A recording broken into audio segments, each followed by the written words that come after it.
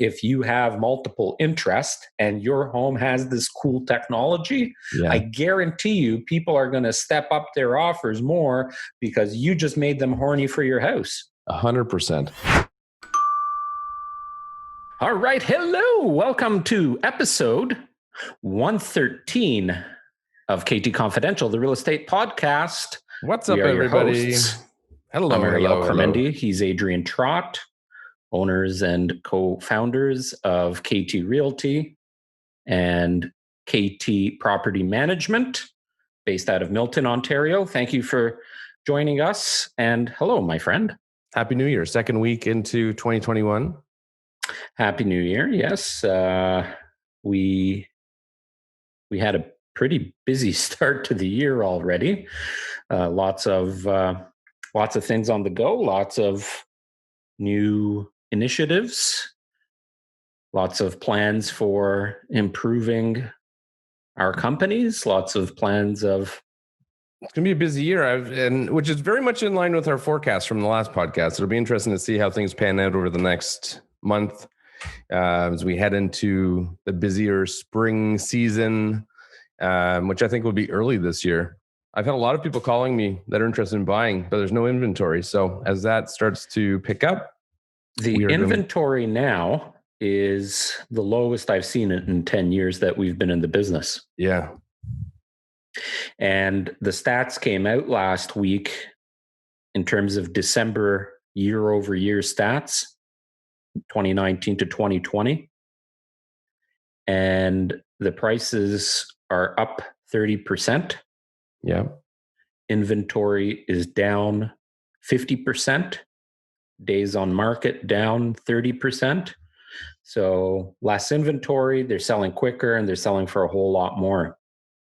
So no signs of slowing down. I was listening actually to a podcast, real estate related podcast, gentlemen in the States, and they were talking about it. And it's very similar as to what we were talking about over the last few podcasts about what's happening with COVID and people just shifting, right? And he's a motivational speaker for realtors and real estate brokerages, and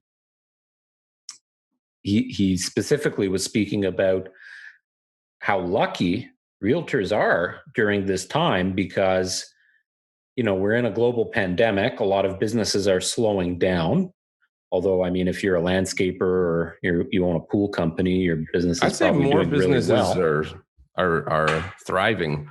But, obviously, unfortunately, there's a number of businesses in certain industries that are struggling right now. Well, there are a lot of restaurants. There's a lot of mom and pop type of retail and especially brick and mortar locations. You know, if you own a niche store, like a retail store that sells more niche products, you're probably hurting. But it depends if you see how some, like Aiden and Co., little fashion boutique clothing store in Milton. Francis has done a really good job adapting to the times with his being more active on social, which he has always been. But it's interesting because you'll see him post. He's doing creative things like he's posting bids for certain items, and he'll post it, and they sell so quickly. And so it's interesting to see how you've got some people who are struggling, and it is challenging, but you've got other people in the same industry who are finding creative ways to keep things moving, and finding new ways of running business, which I don't think will change even once we're back able to. I think that's the key. That's the part of being an entrepreneur, or being able to hustle during difficult times. I look at so many different industries, and let's take restaurants, because restaurants and bars have been hit quite hard. Yeah. But there's a lot of restaurants that, adapt to or have adapted to the situation. So, maybe they've improved their website and provide online ordering, or teaming up with Uber Eats or any of those delivery services and offering more of a complete delivery service. So, there's ways to adapt to all of those things. But all in all, what it's doing and going to do is create that shift in demand of what people need or want in their homes. So again, I think 2021 going to be a very, very busy year for us. So let's get on topic here a little bit. Actually, before we do that, I had a DM on Insta. If you're not following us on Instagram, it's at Cormendi Trot. And we do post a lot of good tips, highlights from the podcast, lots of good stuff on there. So please go ahead and follow us if you are on Insta. Anyways, I got a DM, and it was someone asking in regards to episode 109, which was a podcast that we talked about chattels and fixtures. Yep. And I'll just pull up the question exactly. So the question was in regards to one of those closing visits. So we discussed how important it is to go back to the property you purchased prior to getting the keys, prior to closing. And the question was, what about TV wall mounts? Do those typically stay?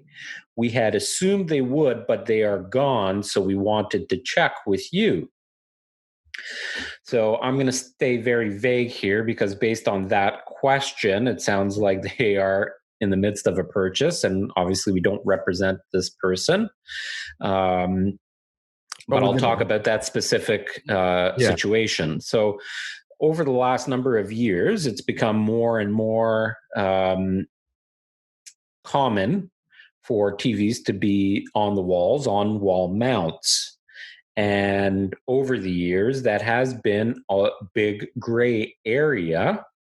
I don't think it is gray. But hang on, let me finish. It's been a big gray area in the sense that they've been left off of in this exact situation. Yes. That they've been left out of the purchase agreement. We're assuming it's been left out of the agreement, and they've gone missing because the sellers have taken it with them. Yeah. So the gray area is that the TV is usually considered a chattel, but the TV is attached to the wall mount, and the wall mount is certainly fixed to the property. Again, What is a fixture? Easiest way to determine that: tip the house over upside down, give it a shake. If it hasn't fallen, it's likely a fixture. Yeah. Fixtures that are excluded need to be identified on page 1 of the purchase agreement in the province of Ontario. And when in doubt, it should be listed. Yes. So in this case, in our agreement, if I was representing the purchaser and I knew that the TV and the wall mounts for those TVs were not included, it would specifically be listed as a excluded fixture. Right. Now, if we wanted them included, and sometimes what happens is you want to keep the TV as a seller, but you'll leave the wall mount. You don't want to, take out the lag bolts. You don't want there to be big holes for the buyers. The buyers are probably going to put the TV in the same spot, whatever. So you will then exclude the TV in the excluded fixtures and then include the wall mount in the chattels included, just to cover that specific item, even though you wouldn't have to. Yes. Because it is a fixture. Well, there are two components to the bracket too, right? There's the part that's screwed into the wall, and then there's the part that's hanging on it. So is the part that's hanging on it considered part of it? Yeah, that's kind of like a mirror that's just hanging on a hook, right? Well, that would not be a fixture. Right. So is that bracket that's on the bracket, is that a fixture? Right. Right. And they're not, I don't think they're universal either. So, it's not like if you leave just a lot of them are now. A lot of them are now. Some of them, but not all, because you got flush mounts, you've got, ones that extend from the wall. But anyway, so yeah, it's always something that I think should be explicitly listed as either included or excluded, and right down to whether or not the TV is included. I was on a phone call yesterday, actually, with a house that's closing. We represented the buyers there. They purchased a house that's closing towards the end of this month. And we were very, very detailed in the listing or in the purchase agreement saying because there was a lot of TVs in that house and we wanted some of them. So we specifically said TV and wall mount bracket with the associated hardware included in backyard, TV in living room on main floor, and then I put Samsung, all the specific details. But then we wrote which ones were excluded. So basement excluded, master bedroom TV excluded. Because the last thing you want is someone to move in and, like this person has obviously experienced, find out that something they thought was included is not. And now not only do they not have that item, they now have a hole in the wall. Well, hang on a second though. Yeah. They spotted that during their revisit. Okay. So kudos to them for doing that. Well, because they watched episode 109. Right. It's between episode 109 and this episode that they've gone and revisited and took some of our advice. Now, there is a gap of time to rectify that situation. So what do you do? So the first thing you do is you tell your realtor, and then, the realtor is going to look at the purchase agreement and realize, oh, I didn't include it or exclude it. And both realtors are going to end up looking at the purchase agreement and saying, oh, it's not included or excluded. So the gray area is who's right in this situation about the TV. Mm-hmm. Because if the buyers all of a sudden say, well, the TV was fixed to the wall mount, which is fixed to the property, I want that TV and the wall mount. Right. You've got a debate there. You've got that gray area. Now, it sounds like this specific person it was hoping to get the wall mount, but understands that the TV wasn't included. So you're going back to the realtor and saying, I thought the wall mounts were supposed to be there. That realtor is now going to the other realtor, to the seller's realtor, and saying, my buyers thought that the wall mounts were going to be there. They're not listed as an exclusion on the purchase agreement. It's a fixture. Please go back to your sellers and have them put it back. Yeah. So now the selling agent has to go back to the sellers and say, I'm sorry, I didn't list it as an exclusion. We didn't talk about it. It is technically a fixture. Hopefully they recognize that it's a fixture. And I really apologize. You got to put it back. And in some of those cases, it's it may be better at that point to negotiate an alternative compensation. Like maybe they give you $100 gift certificate to Best Buy or something, so you can go right your own that might be more suitable for your TV. Hey, I bought a bracket not that long ago. It was about a year ago when we finished our fireplace in the living room. Yeah. And it's one of those that you can swivel and tilt and move in any direction. It's got like a ball bearing in it and this whole thing. Yeah. You can lock it in place. It's a really, really nice one, and it can accommodate up to a 80-inch TV, I believe. And it was like $400. Oh, wow. I didn't realize they were that expensive. I mean, I guess there's probably a big range of, because some of them are just flush mounts and they have no other function. Yes, you can get them as cheap as probably $80 for an average TV. Yeah. But some of them, and that wasn't the most expensive one. I was blown away. Wow. But because of where it's positioned and how I like to watch TV at different times of the day, I wanted something that was able to move around. So they can be quite expensive. And in that case, as a seller, I'm not leaving my $400 TV bracket. I want it to come with me, right? I'm taking the TV with me. Yeah. So it's always, at the end of the day, it's always good to be very detailed in what is not included. Yep. Yep, 100%. And so just to elaborate on that, and then we'll shift, which is a nice segue into our topic, which is tech for homes for 2021, and how it can relate into resale value as well. If the seller now says, no, we're keeping our TV mounts, they weren't included. Now you got to get the lawyer involved. Now you got to say, hey, they're saying one thing, we're saying the other, and we have a problem. Yeah. So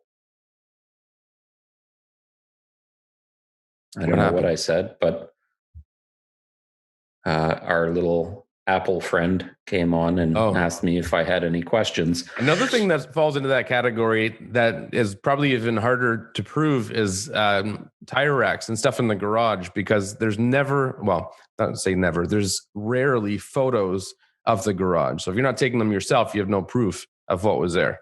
Well, as a listing agent, you got to be very thorough and go through every inch of that property inside and out. Yeah.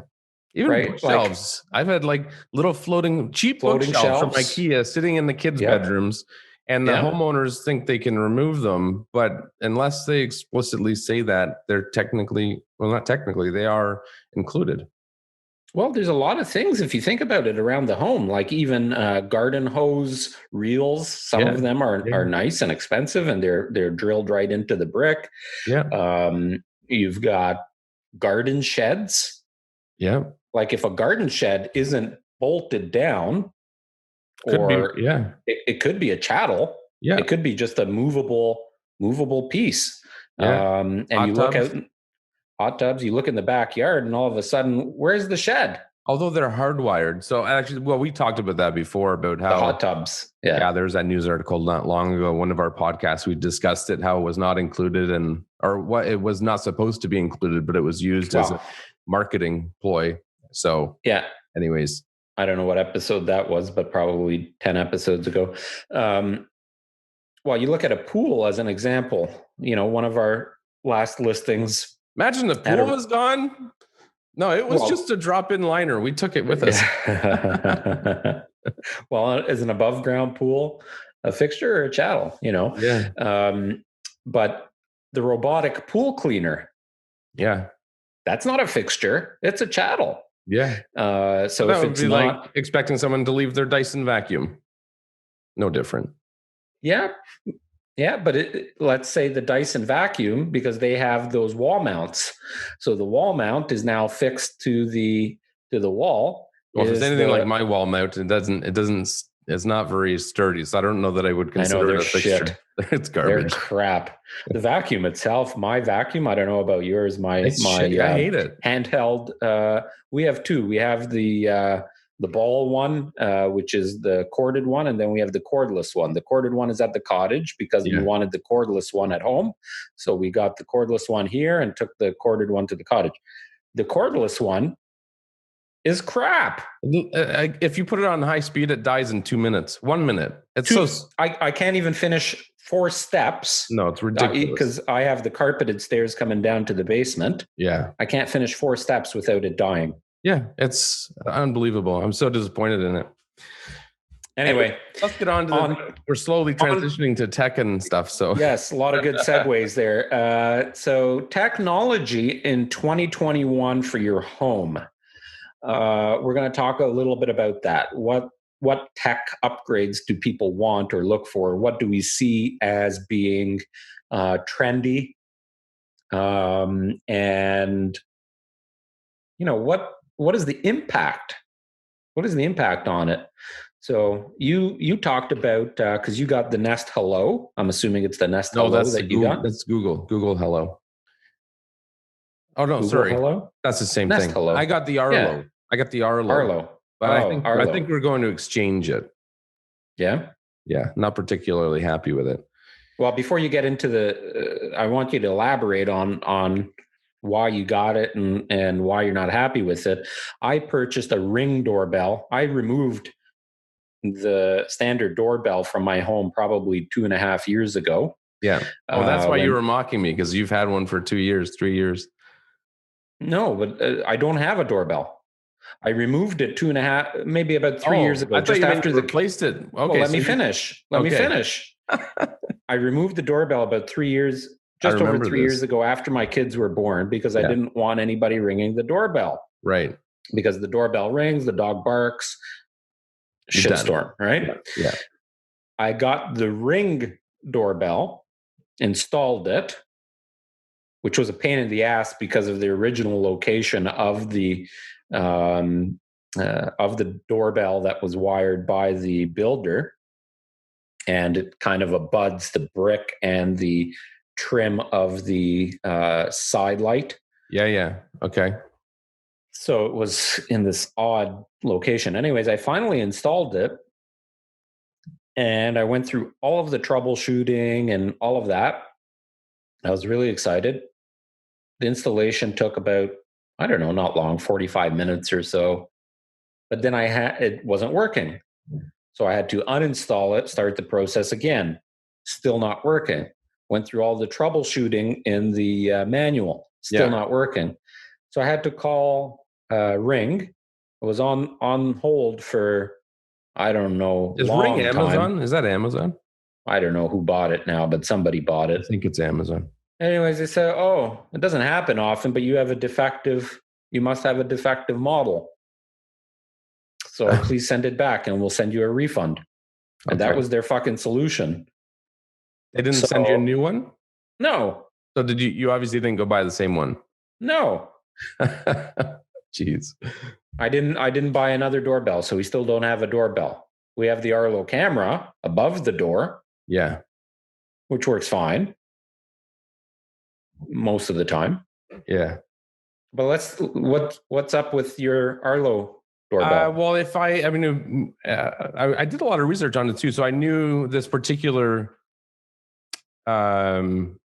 complaint was somewhat common, but overall it was still supposed to be a good quality camera, and it is from other perspectives. But my biggest complaint is, no matter how much we adjust the sensitivity, it doesn't record the right things. Like our house is facing a sidewalk and a road, so it picks up a lot of activity. So someone just walking down the sidewalk, it'll record it, but it'll stop recording halfway when the person's halfway through the frame of the view of the camera.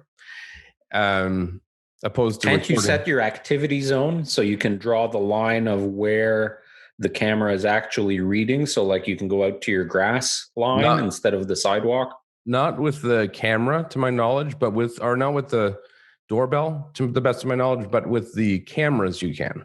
Yes. The cameras you can, yeah. But not with the doorbell. So why did you go for the doorbell versus just getting a camera?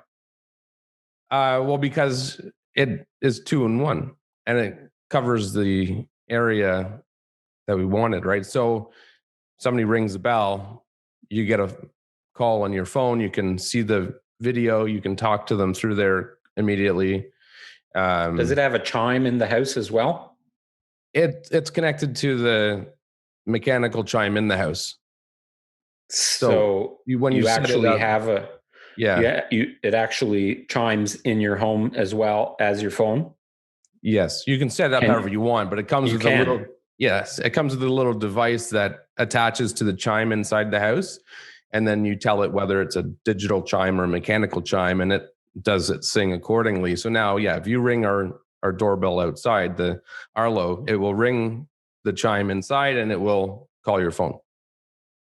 But you can set it to shut the chime off. Yeah. Yeah. But the biggest complaint is that I feel like it's not recording important things. Like I mentioned the other day, we had somebody come do a porch pickup or a delivery or something. I can't remember what it was. Anyway, somebody had pulled into our driveway. So we have like a 5-second video recording of their car parked in the driveway. No video of it pulling in. No video of them walking up to our porch, standing in front of the camera, and no video of them leaving. Just a 5-second recording of the car park. Kind of defeats the purpose. Exactly. Yeah.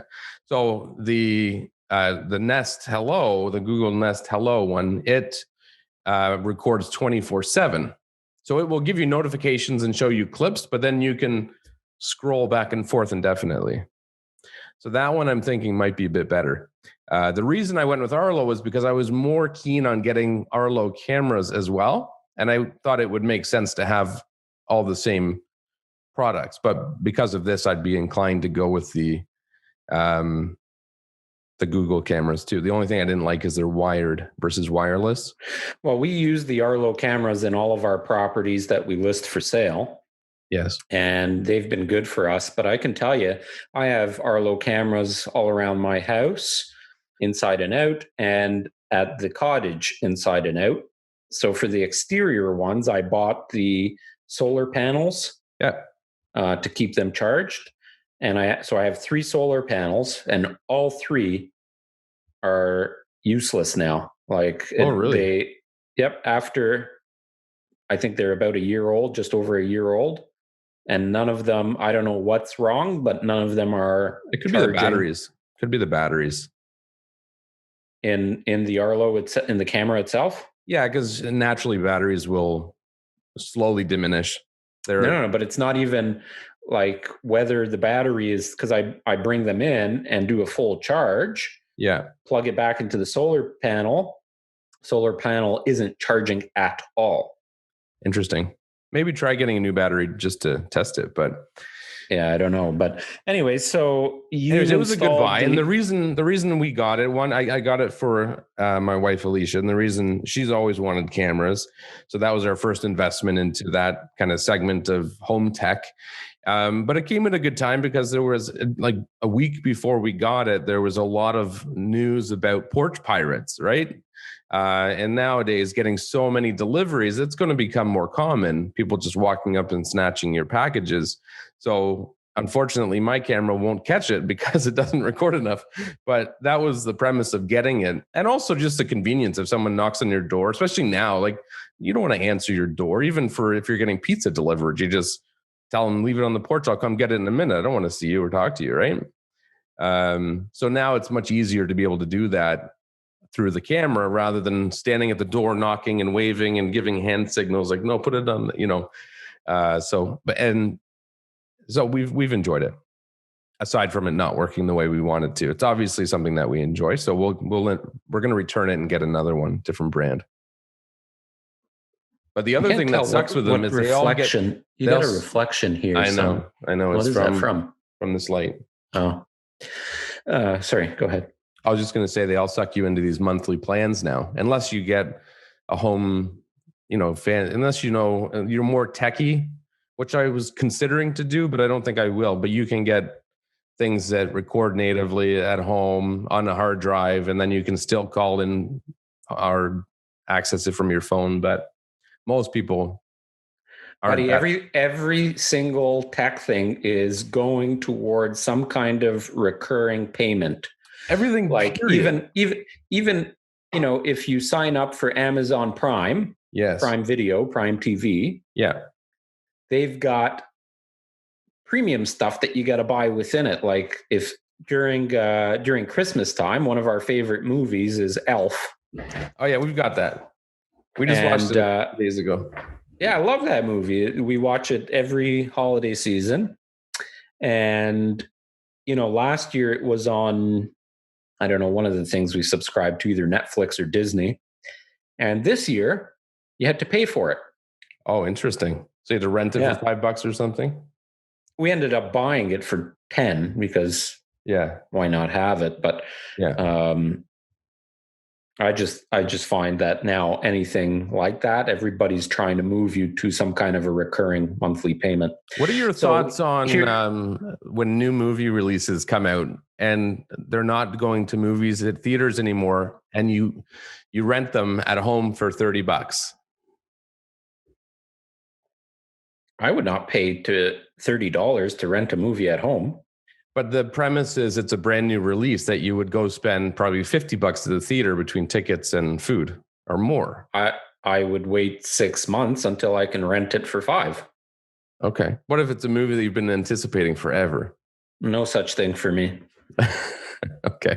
Like, sorry, I can't get that excited that on When was the last time you went to the movies, like to a theater? Probably at our client event. So aside from that, you haven't gone. No. Interesting. No, I don't. Yeah, that was the last time. Well, because we've got kids that we can't take yet to the theater. Yeah, we could go. That We could would go on be like a mandate. Yeah, that doesn't excite me. I mean, No, I don't know. While you and I don't like the same kind of movies. No. And I haven't seen a movie that, like, I've got a theater at home. Yeah. I've got a 75-inch TV. I've got full surround sound. I've got a down-filled couch. I've got the fireplace. I've got my beer fridge. Like, what else do I need? Why should I go out and spend all that extra money when in 4 or 5 months or whatever I can watch the same movie at home? I'm not that. Now, if it's a live event, like a concert or a sporting event, as an example, like, we've got the NHL season starting up this week, that I would pay for to watch a live event. But if it's something that's already pre-recorded, like, what does it matter if I watch it this month or next month? Got it. That's my personal. Yeah. But I do see that that's probably going to be an option this year for people. I think it's going to have to be. Yeah. Well, there are a number of movies that were supposed to come out earlier this year. They delayed, and then they just went straight to renting through whatever online network people subscribe to. So let's talk, because that's also kind of tech related in terms of home theater and this and that. You mentioned the, whatever you want to call it, the Wi-Fi doorbell, we'll say. Yeah. I think, like, we talk about what gives a good return on investment. If you go back and watch a couple of our episodes, we talk about what is the best upgrades for the home or best renovations and things like that. I believe that freaking Siri.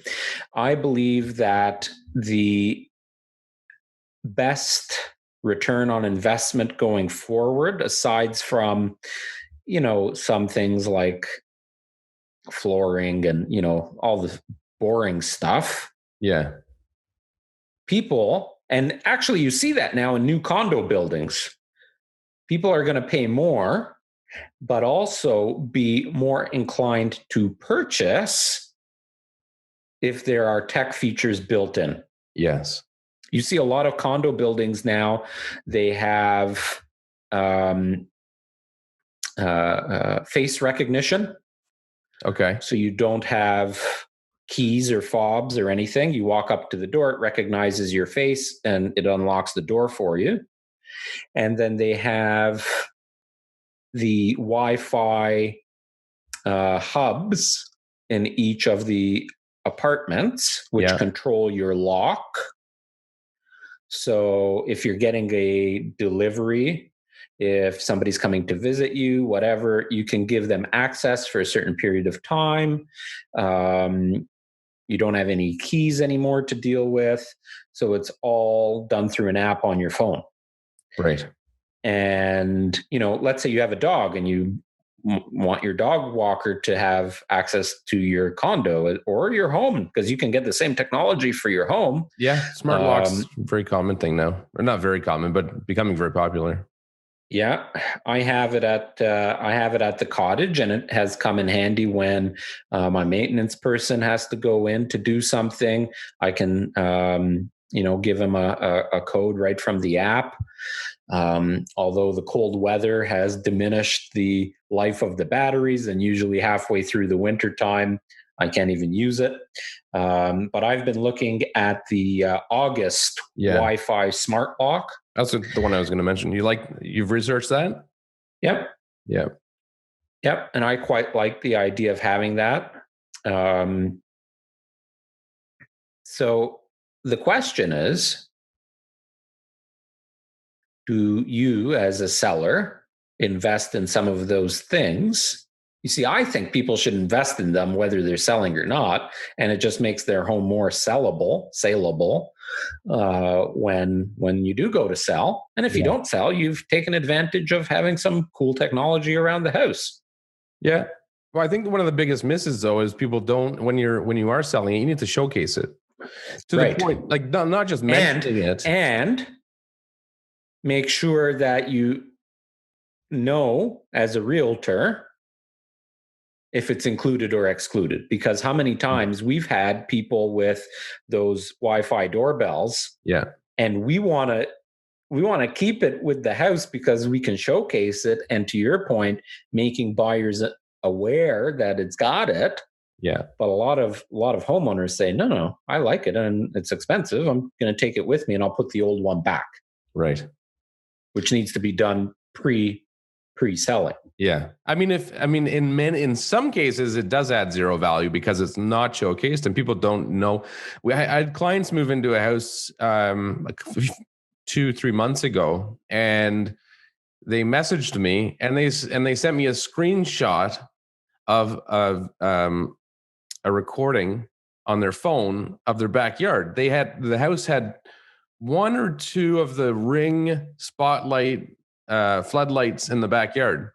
Nice. But no, it was never mentioned in the listing. None of us ever noticed it. Had they have, and maybe made more mention of it in the marketing, or even had a little screen on display in the kitchen with a live view of the backyard, maybe somebody would have fallen in love with that and paid more money for the house. Who knows?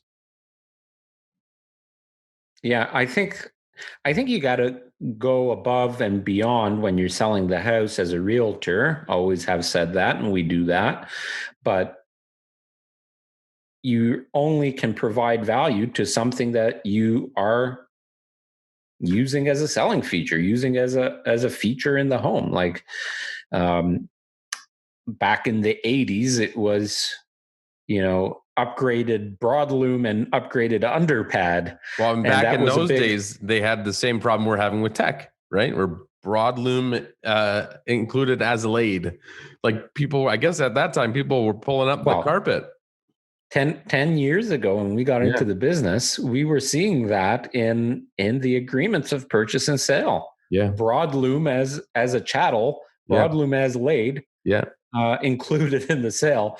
Well, don't pull up the carpet on me. Yeah, it's funny to think people would. I mean, I guess you could repurpose it. I mean, you'd have to cut it up and refit it, but I don't know. But so as time evolves, like in 5-10 years ago, hand scraped floors and wire scraped floors and quartz countertops and granite countertops, these were all big selling features. But now, like any new home being built, automatically will have all those things, or some version of them. So this decade, I think technology is going to be that new big upgrade that people want, look for, and returns the value on the investment. And it's one of those things that you can actually enjoy. So don't wait until you sell the home to upgrade that stuff. It's stuff that you can actually get use out of. So what would be your top few things that you think buyers would get excited about? I think one thing that I think there's a lot of things. I think it's just a matter of showcasing. Like one thing I've been thinking about getting in my house is products made by a company called Airthings, and they manufacture air quality testing devices. Them different devices that test various different tests for different things. So they test for mold, they test for humidity, various gases like off gases, stuff like that. And there's one that tests for radon, and radon has been on my radar a little bit more lately. It's come up in conversation with some. Well, you had a radon test in your home after purchasing it, didn't you? No, that was a mold test. Oh, okay. Yeah. But radon it's come up in conversation with people in the construction industry. And it's apparently next to smoking, it's the number one, I guess, so it's the second leading cause of lung cancer, which is interesting. I had no idea. And it's colorless, odorless, and it could exist anywhere. And it's gases in the earth that's released as the earth is disturbed. So people in the Well, construction industry are more probably every single home has radon in it. It's just correct. what level of That's right. radon That's right. is actually being gassed from the Yes, earth that's on your right. property. Yeah. And from everything I've read, it says that the best way to test for it is to do a long-term exposure, long-term monitoring of it, because it's not, there will be times where maybe it's at a higher level than others, but it's more about the long-term exposure. So having something in the house that measures that you can easily see a reference for, how was it over the course of a year?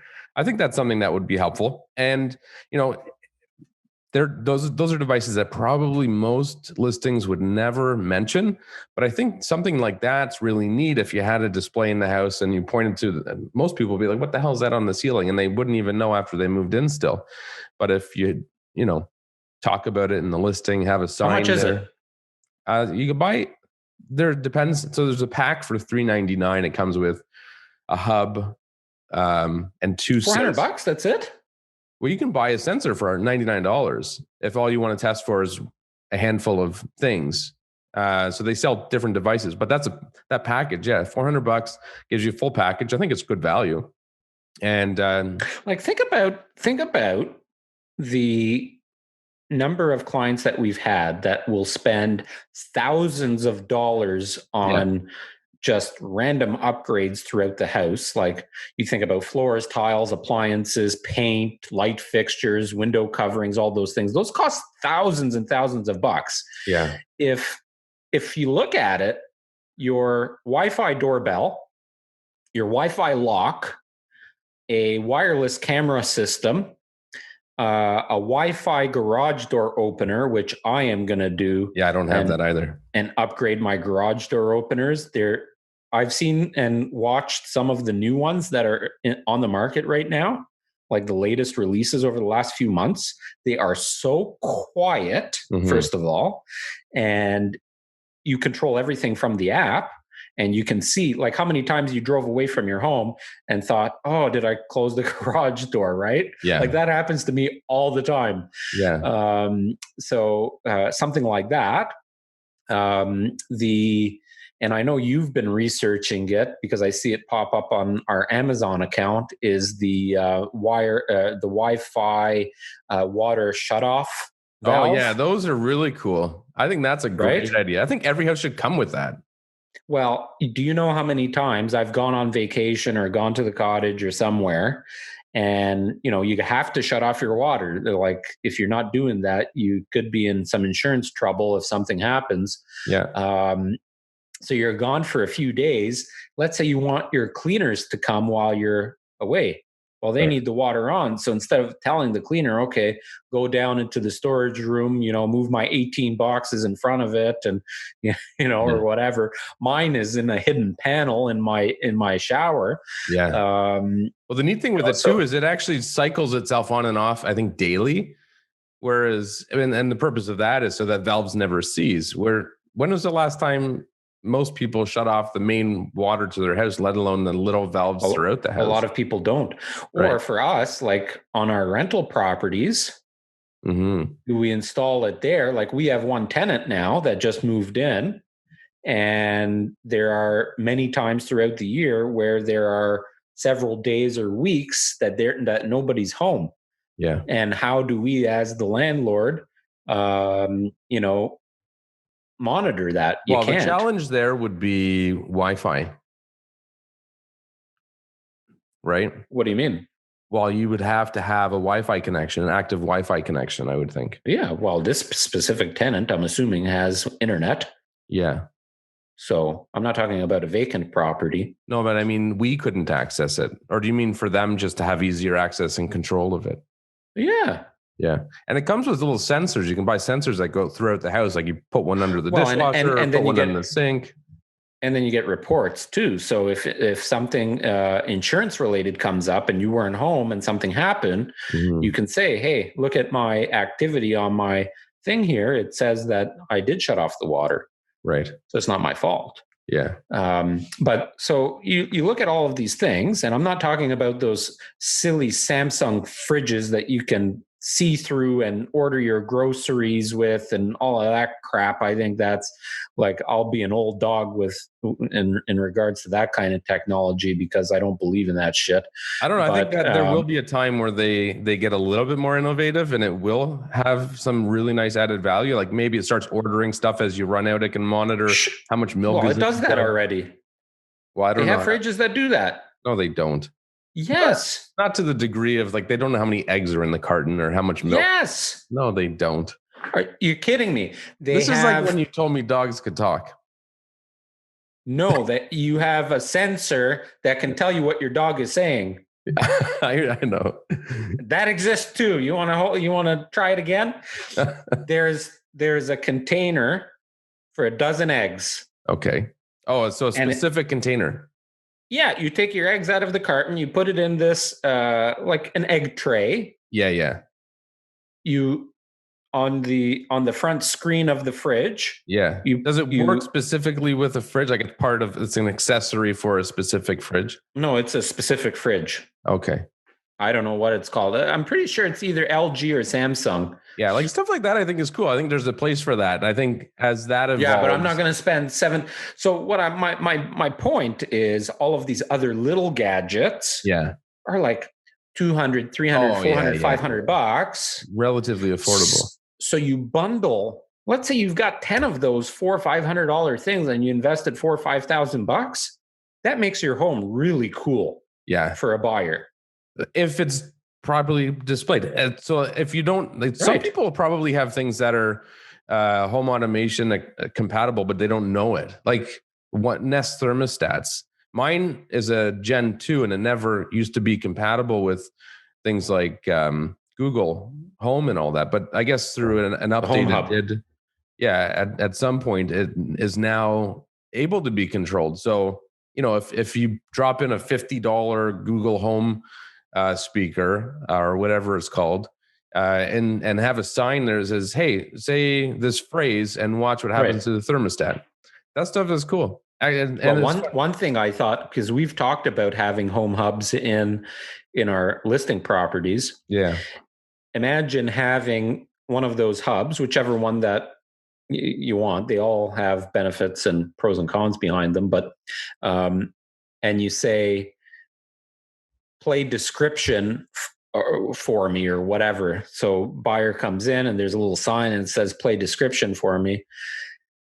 And then it's one of us saying, welcome to 123 Main Street. Please enjoy your tour. By the way, this home hub is included, which controls this, and this. Yeah. So there are things like that you can do. Yeah. I think one of the most... Go ahead.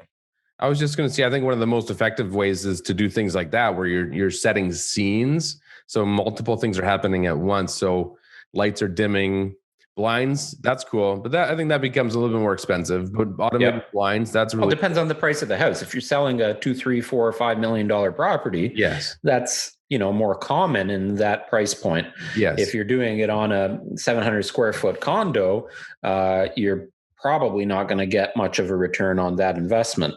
Well, I think you could. They're for that. They are actually, I haven't looked into them much, but they do have retrofitted options that are battery powered, and they seem to work well.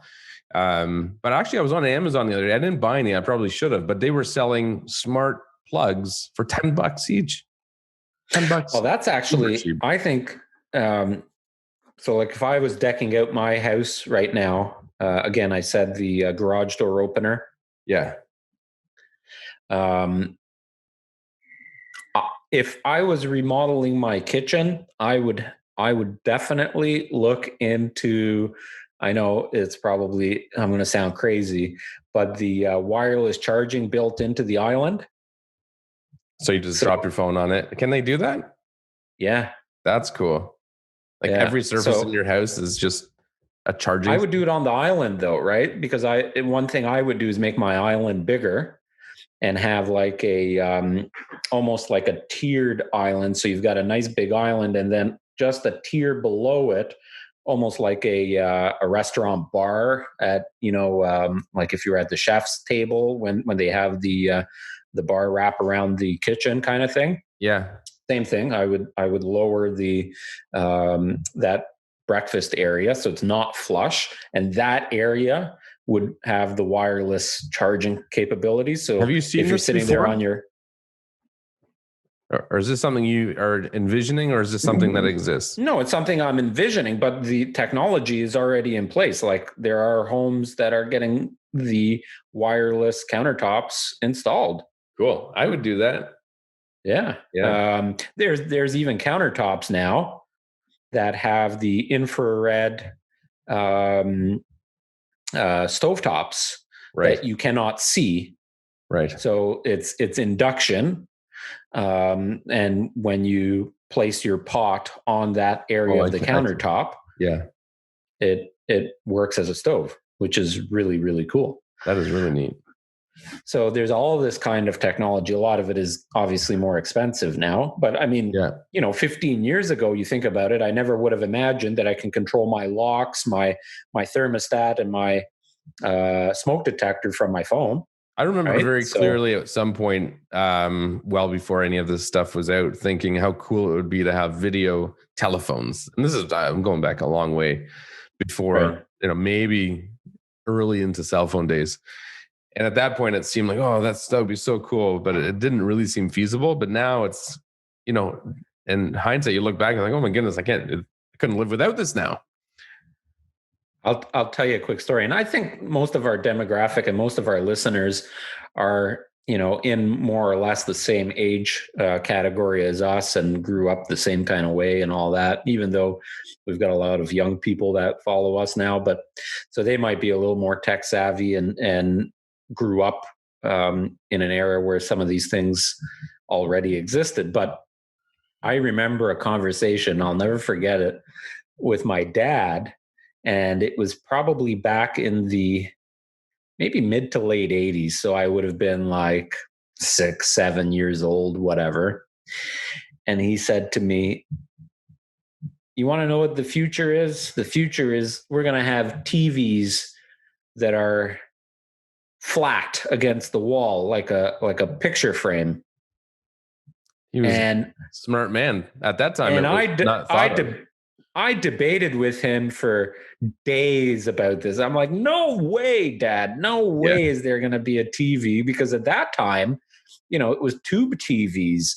I still remember we had, when we had that conversation, we had one of those TVs that was built into this big fucking brown hutch. Oh, You yeah, yeah. ever, you know what I'm talking Yeah, about? I know exactly what you mean. Man, that thing was like 8,000 pounds and 5 feet deep by 12 feet wide. Yeah. Like it was massive. And then he said, and then, like, I don't know if he read it or saw it somewhere or whatever, or, he's an electrician. So maybe he was dreaming about it. And he said, but then TVs are going to turn holographic. So your TV, your image is just going to be floating in the air. And I'm like, are you crazy? Yeah. Right? He's telling this to a 7, 8-year-old kid or whatever, right? Yeah. That shit's reality now. For sure. So I was watching a video of a guy that he just reviews tech, pretty crazy stuff. And he got a TV from China, some weird brand I never heard of. Just, I guess they only sell it there. And it was, and then coincidentally, I saw it in a movie not long after that. But it was basically, it is catching fire. I am burning my house down. Jeez, that is not a so turd. for those of you watching, I have not my leftover desk. toilet paper that Ariel had hanging out of his pants. That looks like dirty toilet paper. But literally, it burned a hole through it. Well, good thing you didn't leave it on there. So for those of you listening and even watching, I have a desk lamp, a halogen desk lamp, which provides a nice color of light, but I've got it so close today that it's really bright. And I said to Adrian, am I too bright? He says, yeah, a little bit. So I took this paper towel, and it was wet or damp when I put it on it. but it's so hot that it burned a hole through it. Anyways. So there's this TV, flat screen TV, and it's transparent almost completely. So you can see right through it. If you look closer, you can see it. There's a glass screen and the tiny, tiny little pixels or whatever. I think I've seen it. I know what you're talking about. Yeah, so that was really neat when he turned it on. It was really cool to see how it almost completely, depending on the darkness of the scene, it almost completely blocked out. It became completely opaque at that point. You couldn't see through it. But I think your dad's probably, he was thinking further ahead than we are now, but I think it'll happen. Well, one of the latest properties that we had. Yeah.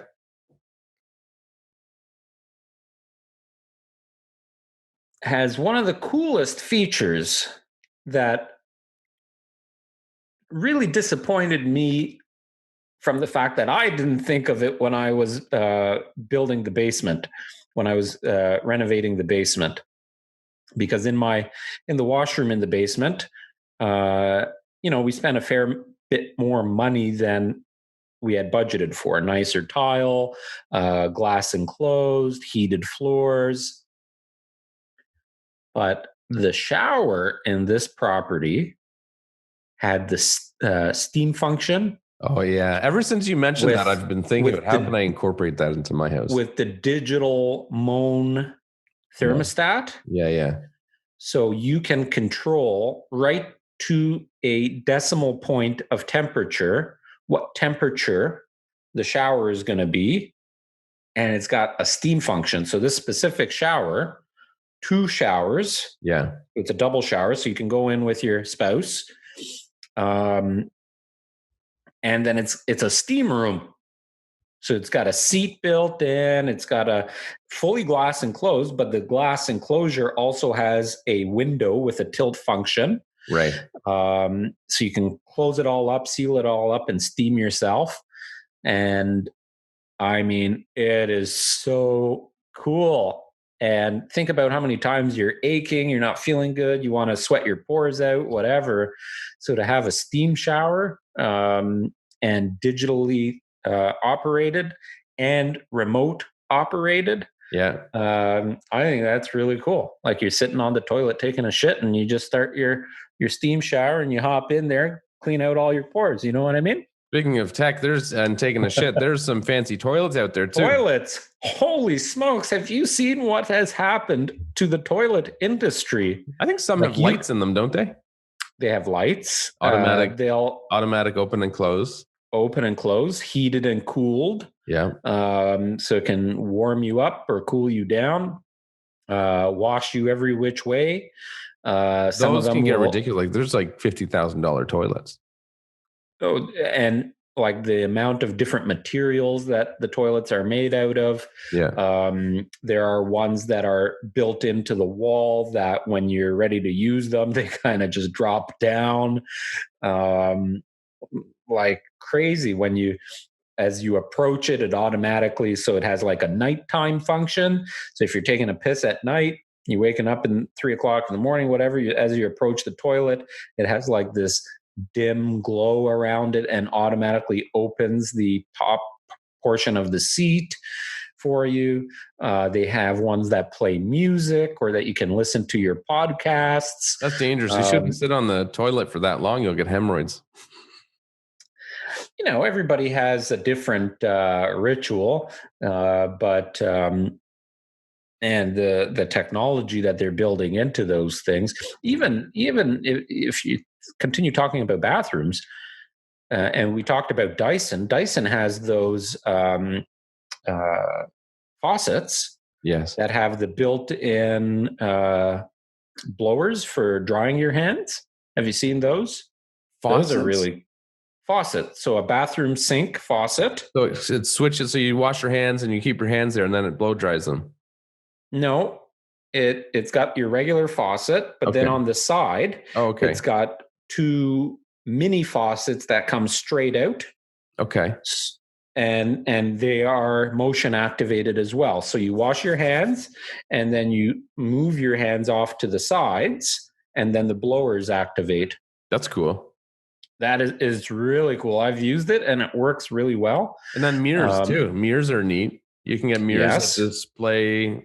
You wouldn't see it until it's turned on, but they display TVs. You can have TVs going. Yeah. It can show you a digital display of the weather, the news, whatever. Built-in lighting, LED lighting built into the mirrors. Yeah. Yeah. There's so much stuff. So, what it does for, like, going back to the real estate purchase and sale, imagine you as a buyer or you as a realtor going around and seeing some properties.